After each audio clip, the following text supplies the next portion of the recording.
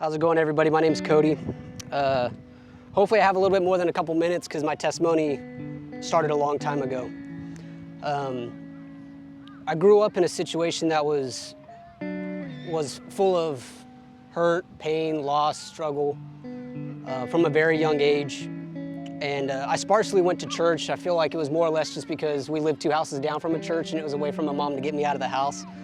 But what I took from that was I knew that God existed, but I didn't necessarily know what type of relationship He wanted from me. And that was the feeling that I carried pretty much all throughout my teenage years, up until my young adult years, where I met my woman of my dreams here, who I knew at the time was extremely grounded in her faith. And like any smart man, when he meets the woman of his dreams, when she said, "We're going to church," I said yes. But even though I dove into church head first, I still feel like I had that lingering feeling in the back of my head that I just wasn't the lucky one to receive His grace, and maybe it wasn't necessarily for me individually, because I knew who Jesus was based off of everybody else's testimonies, but not necessarily my own. And that was something that I was always able to tell people about was, hey, this is who Jesus is to this person and this person and this person, but not necessarily to myself. Fast forward to when we had the decision to move here over a year ago, what would arguably be the biggest decision of our marriage. I remember leading up to it, my wife always told me, hey, make sure that you're praying that this is God's will for our life. And every time I would pray that prayer, it felt empty. And I knew it felt empty because I wasn't fully committed and trusting of what Jesus did for me. Lo and behold, we made the decision to come here.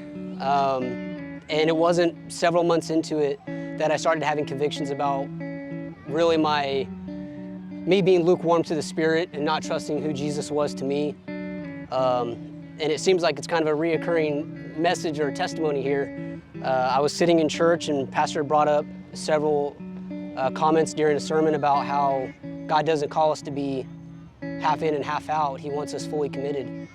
And of course, me being Kody, I was like, oh, it's just coincidence that he's talking about the same exact thing I'm having convictions of, right? What are the chances? But really what that was God reassuring me in my convictions that He was calling me. It wasn't several nights later that I was laying in bed, probably about 2:30 in the morning, and I just felt this urge that I needed to get up and pray to Him. And I remember getting out of my room and just, as soon as I left the door, I broke down. And I remember it was that prayer that I just laid it all on Him. I gave Him everything that I had. And I went to bed knowing that night that I trusted the work on the cross and I trusted who Jesus was to me. And ever since that day, my relationship with my wife and just my desire to study the Word and to talk about the Word has grown so much. I wanted to leave with a verse that every time I've read it, it's always kind of tugged at my heart, but now it's actually pulling on it. So it's out of Matthew 18:12 through 24.